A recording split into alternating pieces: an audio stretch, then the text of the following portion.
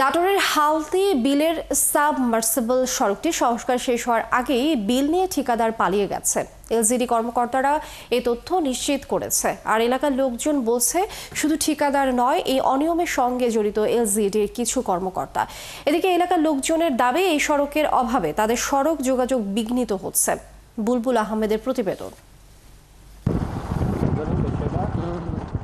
নাটোরের হালতি বিল বর্ষায় নৌকায় আর শুকনো মৌসুমে এই সাবমার্সিবল সড়কই ছিল এলাকার মানুষের চলাচলের একমাত্র ভরসা। 4,65,00,000 টাকা ব্যয়ে 2019 সালের এপ্রিল মাসে শুরু হওয়া সড়ক সংস্কারের কাজ শেষ হওয়ার কথা ছিল সে বছর ডিসেম্বরেই, কিন্তু কয়েক দফা সময় বাড়িয়েও 20% কাজও শেষ হয়নি। তবে কাজ শেষ না হলেও কাজের অগ্রগতি 90% দেখিয়ে 87% কাজের বিল তোলা হয়েছে এলজিডি অফিস থেকে। এরপর থেকে ঠিকাদারি প্রতিষ্ঠান মেসার্স ইসলাম কনস্ট্রাকশনের কাউকে খুঁজে পাওয়া যাচ্ছে না। এদিকে রাস্তা সংস্কার শেষ না হওয়ায় বছরের পর বছর ধরে চরম দুর্ভোগে আছেন এই বিলের হালতি, একডালা, খাজুরা, তেঘরিয়া, বাসিলা, নুরিয়াগাছা, ভট্টপাড়া এবং পিপরুল এলাকার প্রায় 4 লাখ মানুষ। বন্যা আসার আগে 1 মাসের জন্য কোনো রকম শুরু করে, তারপরে বন্যা এসে তোলা যায় শেষ। আর গোটা সিজন কোনো কেউ তাকায়ও না, দেখেও না। এখন অসুবিধা হয়েছে, রাস্তাঘাট ভেঙে যাচ্ছে, গাড়ি চলাচল সমস্যা। রাস্তাতে রিফাইন কাজ করতে করতে বন্ধ হয়ে গেছে, আজ 10 বছর রিফাইন কাজ শেষই হয়নি। হালতি বিল দেখতে আসা পর্যটকরাও চান দ্রুত এই সড়কের সংস্কার। মেরামতটা যদি অতি তাড়াতাড়ি সংস্কার করা শেষ হয়ে যায়, তাহলে এই পর্যটন এরিয়ার আরও উন্নতি হবে। সে যদি ভালো মতো কাজ না করে, তাহলে অবশ্যই আমি একটা নাগরিক হিসেবে তার লাইসেন্স বাতিল চাই। বাড়তি বিল নিয়ে ঠিকাদার পালিয়ে যাওয়ার কথা স্বীকার করেছেন এলজিইডির কর্মকর্তারা। ঠিকাদার তো আসবে না, বুঝেন না, আমরা ধরিয়া পরে আপনারা আবারও ফাপড় দিলে পরে উল্লে আরো দৌড়াইবে, আরো পিছনে দৌড়াইবে, বুঝলেন। এখন তারা জেল দিলাম, ফাঁস দিলাম, লাভ হলো কি, আমার কাজটা তো উঠলো। তাদের সংশ্লিষ্ট যে দপ্তর আছে তাদেরকে অবশ্যই আমরা অবগত করব চিঠি মারফতে, এবং তারা এটি ভেরিফাই করে দেখবে আসলেই এখানে কোনো লুপহোলস আছে কিনা, বা কেন তারা রং ইনফরমেশন প্লেস করেছে।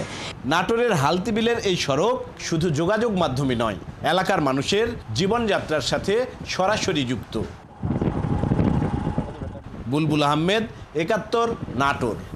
নাটোরের সড়ক সংস্কারে দুর্নীতির খবর জানাতে আমাদের সাথে যুক্ত হচ্ছেন সহকর্মী বুলবুল আহমেদ। বুলবুল, ঠিকাদারের বিরুদ্ধে ব্যবস্থা নিতে এলজিডি কর্মকর্তারা কি ধরনের পদক্ষেপ নিয়েছেন বিষয়টি জানাবেন, এবং এলাকাবাসীদের অভিযোগ রয়েছে যে এলজিডির কিছু কর্মকর্তাদের বিরুদ্ধে, এই নিয়ে কর্মকর্তাদের বক্তব্য কি জানাবেন? আসলে এলাকার লোকজন যেটি বলছেন যে এই যে রাস্তাটি করার কথা, এই যে সাবমার্সিবল রোড, যেটি এই 6 মাস পানির নিচে ডুবে থাকে, 6 মাস কিন্তু এই রাস্তা দিয়ে এই অঞ্চলের মানুষজন চলাচল করে, এবং এই নাটোরের সাথে কিন্তু নওগাঁ জেলার আত্রাই উপজেলার এবং রানীনগর উপজেলার মানুষেরও কিন্তু এটি একটি যোগাযোগ মাধ্যম। এই সড়ক দিয়ে তারা যাতায়াত করে। তো বর্তমানে এই রাস্তাটি শেষ হওয়ার কথা ছিল 2019 সালের ডিসেম্বরের মধ্যে, কিন্তু এত বছর হয়ে যাওয়ার পরেও এই রাস্তার কোনো কাজ শেষ হয় নাই। এই যে মেইনটেনেন্স কাজটি, এই বিষয় নিয়ে আমি কথা বলেছি রাজশাহী বিভাগের যে অতিরিক্ত প্রধান প্রকৌশলী, তার সাথে কথা বলেছি, পিকে চৌধুরী।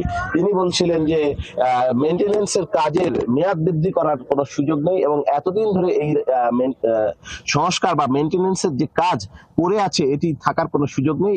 এখানে অবশ্যই অনিয়ম হয়েছে, এবং সেই অনিয়মের বিষয়ে এলজিইডির যে ঊর্ধ্বতন কর্মকর্তা তারা জানেন না, এবং তাদেরকে এই স্থানীয় অফিস অবহিত করেননি, এমনটি বলছেন। এবং স্থানীয় যে বাসিন্দা রয়েছে তাদের কিন্তু চরম দুর্ভোগ পোহাতে হচ্ছে এই কাজটি না শেষ হওয়ার কারণে।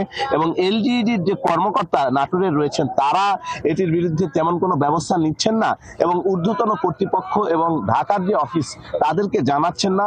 কারণ হলো যে তারা নিজেরাই এই দুর্নীতির সাথে জড়িত বলে এখানকার স্থানীয় বাসিন্দারা মনে করছেন, এবং তারা বলছেন যে 20% কাজ শেষ না হওয়ার পরেও 90% বিল দিয়ে দেওয়া হয়েছে, এবং এই যে 4 কোটি টাকা, 4,05,00,000 টাকা বিল দেওয়া হয়েছে, সেইখানে এলজিইডির যে স্থানীয় কর্মকর্তা রয়েছে তাদের যোগসাজশ রয়েছে। এবং এখানকার যারা একজন উপসহকারীর নাম বলছেন এই অফিস সূত্র, যে রুহুল আমিন নামের একজন উপসহকারী, যিনি নাটোরেই বাড়ি, তিনি এই প্রভাব খাটিয়ে অনৈতিক সুবিধা নিয়ে এবং অন্যান্য যারা নির্বাহী প্রকৌশলী ছিলেন ছিলেন ওই সময়ে এবং এখনো যারা দায়িত্বে রয়েছেন এবং উপজেলা প্রকৌশলী হিসেবে যারা দায়িত্ব পালন করছেন তাদের কিন্তু যোগসাজশের ফলে এই বিলগুলো পেয়েছে এবং এখান থেকে এই কর্মকর্তারাও উপকৃত হয়েছে এবং তারা দুর্নীতির মাধ্যমে লাভবান হয়েছে এমনটা কিন্তু বলছেন স্থানীয় জনগণ।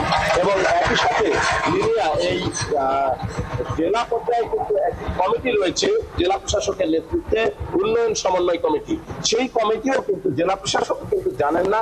তার সাথে আমরা যখন কথা বলেছি আমাদের প্রতিবেদনে আমরা দেখিয়েছি যে জেলা প্রশাসক বলছেন যে এই বিষয়টা তার জানা নেই এবং এই বিষয়টি তার জানা নেই এবং এগুলোর যাতে শাস্তি হয় এবং দুদক যাতে তদন্ত করে এগুলোর শাস্তির ব্যবস্থা করে এই ধরনের দুর্নীতির, সেই প্রত্যাশা করছেন এই নাটোরের হালতিবিল অঞ্চলের মানুষ। লেনিয়া। বুলবুল আহমেদ, অনেক ধন্যবাদ আমাদের সাথে যুক্ত হবার জন্য। দর্শক, নাটোরের সড়ক সংস্কার দুর্নীতির খবরাখবর আমরা জানছিলাম সহকর্মী বুলবুল আহমেদের কাছ থেকে।